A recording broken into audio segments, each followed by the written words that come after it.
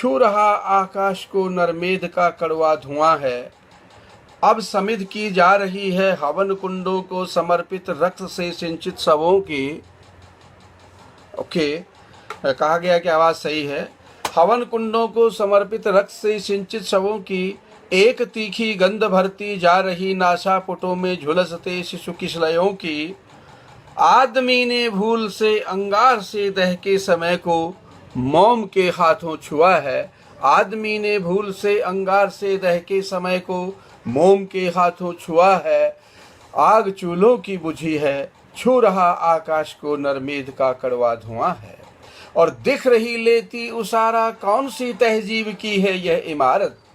दिख रही लेती उसारा कौन सी तहजीब की है यह इमारत। लिखी जिसकी नींव के सब पत्थरों पर खून से ही है इबारत।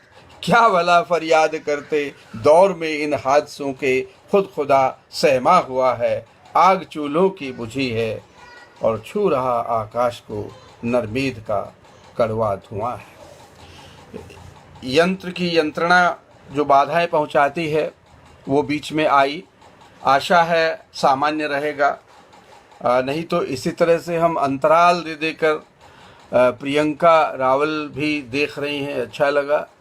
और परमजीत सिंह भी आ गई हैं। नीतू ठाकुर जी निरंतर बनी ही हुई हैं।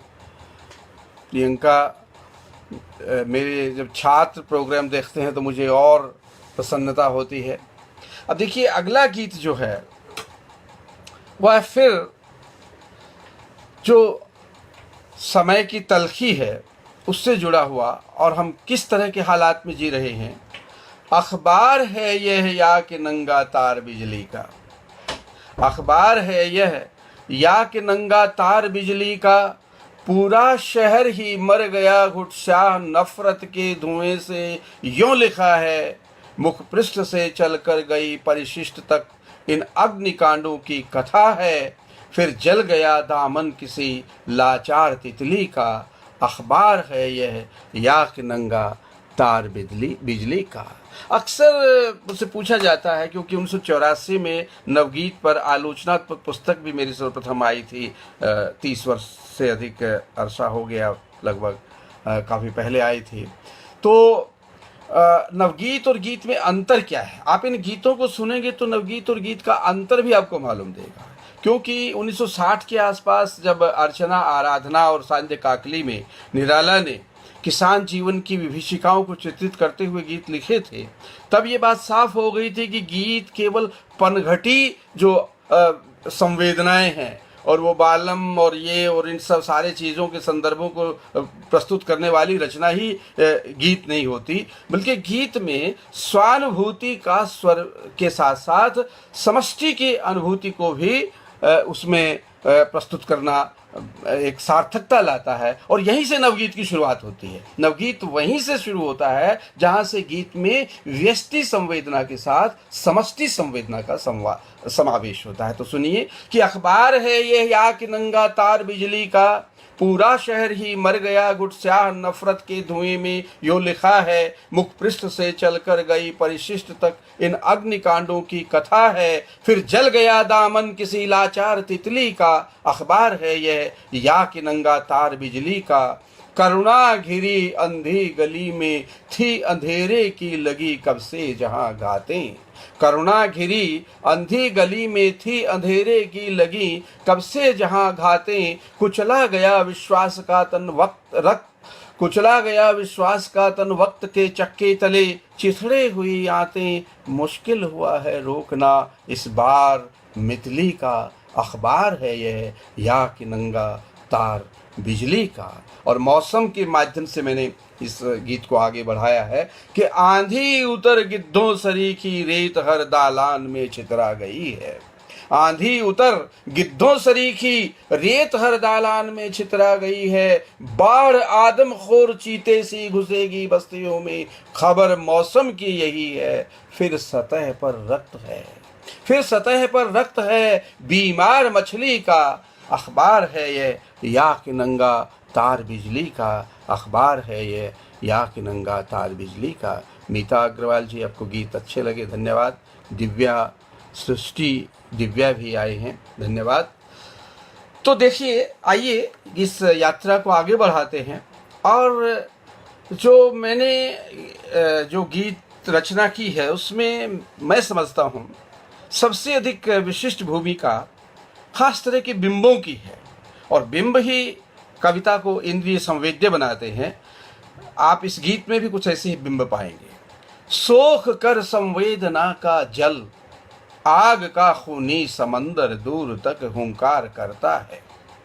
सोख कर संवेदना का जल, आग का खूनी समंदर दूर तक हुंकार करता है।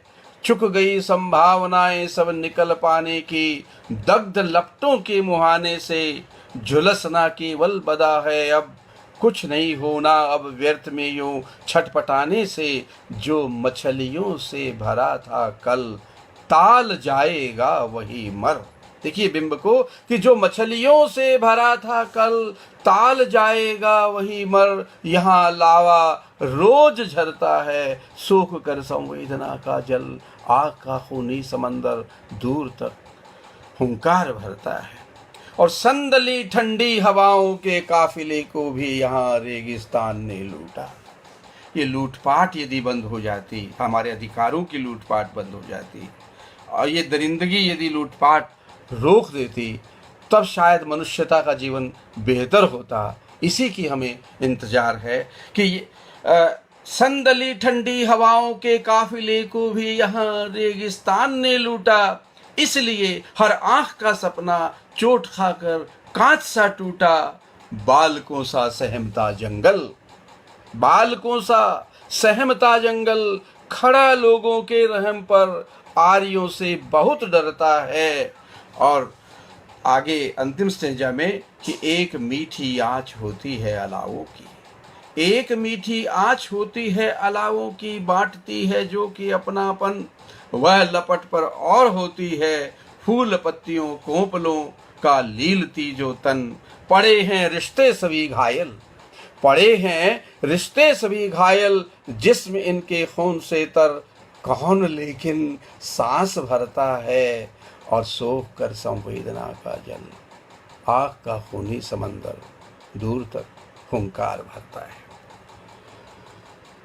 मित्रों को रचनाएं पसंद आ रही हैं, उनकी टिप्पणियों से पता चल रहा है।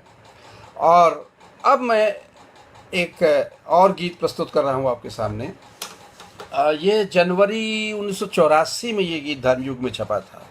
देखिए, आज हम बहुत सारे लाइव कर रहे हैं प्रोग्राम, व्हाट्सएप है, फेसबुक है, बहुत कुछ है हमारे पास, लेकिन देखिए इनका दायरा इतना विस्तृत होकर भी बहुत सीमित है। यूँ तो हम देश नहीं विदेश से भी जुड़े हुए हैं, इसके बावजूद वही गिने चुने मित्रों का दायरा सुनने सुनाने वालों का रहता है।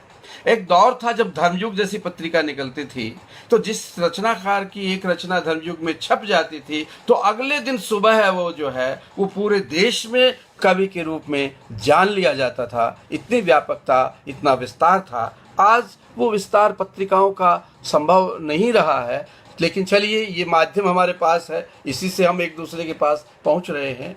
तो ये गीत है कि तुम भी कितने बदल गए हो पिता सरीखे गाँव।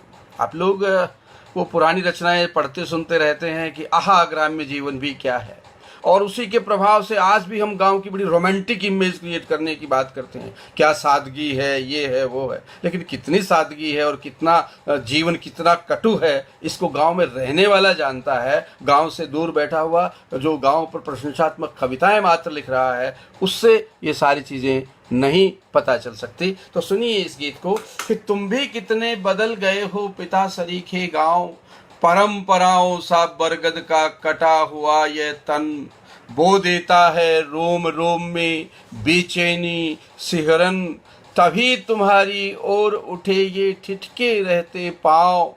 तुम भी कितने बदल गए हो पिता सरीखे गाँव, जिसकी वत्सलता में डूबे कभी सभी संत्रास। हमारा भय नदारद हो जाता था गांव की चौहद्दी में रहते हुए, अब भय 4 गुना 10 गुना बढ़ गया है। क्या स्थितियां पैदा हुई हैं कि जिसकी वत्सलता में डूबे कभी सभी संत्रास, पश्चिम वाले उस पोखर की सड़ती है अब लाश, किसमें छोड़ूं सपनों वाली कागज की ये नाव, तुम भी कितने बदल गए हो पिता सरीखे गांव। और इस नक्शे से मिटा दिया है किसने। घटनाएं सामान्य नहीं है, अद्भुत है यह कि इस नक्शे से मिटा दिया है किसने मेरा घर। बिखटके क्यों घूम रहा है एक बनेला डर, मंदिर वाले पीपल की भी या मस्जिद वाली इमली की भी। मंदिर वाले पीपल की भी घायल है अब छाँव, तुम भी कितने बदल गए हो पिता सरीखे गांव। तो इस तरह की विडंबनाएं हमारे जीवन में आई हैं और ये एक शिकायती पत्र हम गांव को भेजते हैं, लेकिन यदि हम देखें तो गांव से भी चिट्ठियां आ रही हैं और वो चिट्ठियां भी इतनी ही करुण हैं। मेरा एक गीत काफ़ी चर्चित रहा है वृद्धा पुराण शीर्षक से, वो मैं आपको सुनाता हूँ। यद्यपि मैंने पहले की योजना में उसको नहीं रखा था, लेकिन इस गीत के साथ उसको सुना देना मैं बेहतर समझता हूँ। दो बुढ़िया आपस में बात कर रही हैं, इसलिए मैंने इस गीत का शीर्षक रखा है वृद्धा पुराण। तो वृद्धा पुराण शीर्षक से संवाद वाले गीत के एक नया प्रयोग मैंने किया। पहली बुढ़िया कहती है, मझले की चिट्ठी आई है ओ मित्री की माँ। मझले की चिट्ठी आई है ओ मित्री की माँ, परदेशों में जाकर भी वह मुझको कब भूला। पर बच्चों की नहीं छुट्टियां आना मुश्किल है, वह तो मुझे बुला ही लेता अपने क्वार्टर पर। अरे सोच कब लगता मेरा दिल्ली में दिल है, और भेजेगा मेरी खांसी की जल्दी यही दवा। मझले की चिट्ठी आई है ओ मित्री की माँ। अब जो साथ बैठी बुढ़िया है वो भी अपने बेटे की ऐसी ही प्रशंसा गाना चाहती है और कहती है, मेरे बड़के का भी खतरी परसों ही आया, तू ही कह किसके होते हैं इतने अच्छे लाल। मेरे बड़के का भी खतरी परसों ही आया, तू ही कह कितने होते हैं किसके होते हैं इतने अच्छे लाल। उसे शहर में मोटर बंगला सारे ठाठ मिले, गांव नहीं पर अब तक भूला आएगा इस साल। टूटा छप्पर करवा देगा अब की बार नया, मझले की चिट्ठी आई है ओ मित्री की माँ। मझले की चिट्ठी आई है ओ मित्री की माँ। और फिर संवाद लौटकर पहली बुढ़िया के पास जाता है। जाता ही नहीं है संवाद निरुत्तर कर देता है, लेकिन फिर भी कुछ कहना है तो उत्तर देती है, एक बात पर मित्री की माँ समझ नहीं आती। एक बात पर मित्री की माँ समझ नहीं आती, क्यों सब बड़के छुटके मजले पहुँचे देश विदेश। लठिया खटिया राख चिलम अपने नाम लिखे, चिट्ठी पतरी तार घूमते ले घर घर संदेश। यहाँ मोतिया बिंद बचा, यहाँ मोतिया बिंद बचा, या गठिया और दमा। मझले की चिट्ठी आई है ओ मित्री की माँ। मझले की चिट्ठी आई है ओ मित्री की माँ। तो ये विडंबना है, गांव और शहर किस तरह से बदल रहे हैं। उसका परिणाम ये हुआ है कि हमारा व्यवहार, शब्द व्यवहार पथरा गया है, संवाद बहुत मुश्किल हो गया है। हम जो कहना चाहते वो कह ही नहीं पाते। तो अगला गीत मेरा है जो वह है, बहुत कठिन संवाद समय से शब्द सभी पथराए। वैसे तो हम साहित्य की दृष्टि से जो थ्योरीज को देख रहे हैं, पिछले 30 वर्षों में उत्तर आधुनिकता की बहुत सारी थ्योरीज आई हैं। यदि आप इस गीत में उनको ढूंढना चाहें तो सारी थ्योरीज भी आपको से मिल जाएंगी। तो आप सुनिए इस गीत को और इसके बिंबों को और इसकी व्यंजना को पहचानिए कि बहुत कठिन संवाद समय से शब्द सभी पथराए। हमने शब्द लिखा था रिश्ते, अर्थ हुआ बाजार। हमने शब्द लिखा था रिश्ते, अर्थ हुआ बाजार। कविता के माने खबरें हैं, दुर्घटना देखिए क्या हुई कि हमने शब्द लिखा था रिश्ते, अर्थ हुआ बाजार, कविता के माने खबरें हैं संवेदन व्यापार, और भटकन की उंगली थामे हम विश्वग्राम तक आए। ग्लोबल विलेज बना लिया हमने। कैसा ग्लोबल विलेज कि भटकन की उंगली थामे हम विश्वग्राम तक आए, बहुत कठिन संवाद समय से शब्द सभी पथराए। और जो विखंडनवाद और नए पाठ हमारे सामने आ रहे हैं, जो डिस्कोर्स आ रहे हैं कि चोर संत के रामायण के अपने अपने पाठ, गलत को सही करना और सही को गलत करना हमारे बाएं हाथ का खेल हो गया है। सत्य कोई अपनी एब्सोल्यूट स्थिति नहीं रखता। ऐसा लगता है कि चोर संत के रामायण के अपने अपने पाठ, तुलसी वन को फूंक रहा है एक विखंडित काठ, और नायक के गल फंदा डाले। हीरो इज डेड, नायक के गल फंदा डाले, अधिनायक मुस्काए, बहुत कठिन संवाद समय से शब्द सभी पथराए। हीरो ही नहीं, इतिहास भी मर चुका है जैसे कि ऐसा जादू सिर चढ़ बोला गूंगा, अब इतिहास दांत तले उंगली दाबे हैं, रत्नाकर या व्यास भगवानों ने दरवाजे पर विज्ञापन लटकाए। आप ये देख रहे हैं, निरंतर देख रहे हैं कि भगवानों ने दरवाजे पर विज्ञापन लटकाए, बहुत कठिन संवाद समय से शब्द सभी पथराए, बहुत कठिन संवाद समय से।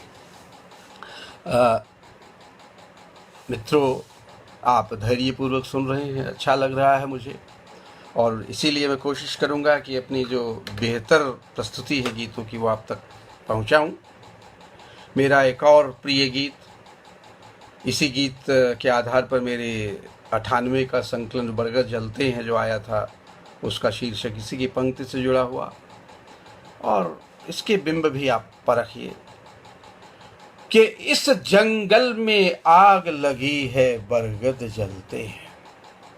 गीत है कि इस जंगल में आग लगी है बरगद जलते हैं, भुने कबूतर शाखों से हैं टप टप चू पड़ते, हवन कुंड में लपट उठे जो यो समिधा बनते, अंडे बच्चे नहीं बचेंगे, अंडे बच्चे नहीं बचेंगे, नीड़ सुलगते हैं, इस जंगल में आग लगी है बरगद जलते हैं।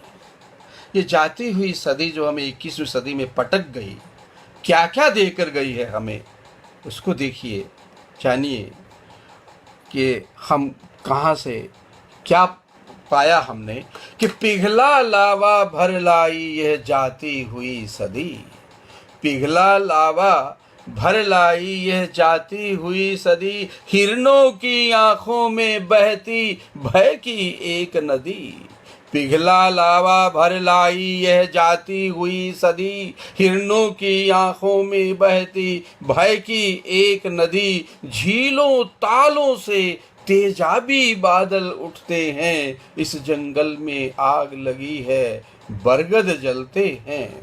और क्या हुआ कि उजले कल की छाया ठिठकी काले ठूठों पर, उजले कल की छाया ठिठकी काले ठूठों पर, नरक बना घुटती चीखों से यह कलरव का घर, दूब उबलती रेत पिघलती खेत झुलसते हैं, दूब उबलती रेत पिघलती खेत झुलसते हैं, इस जंगल में आग लगी है बरगद जलते हैं।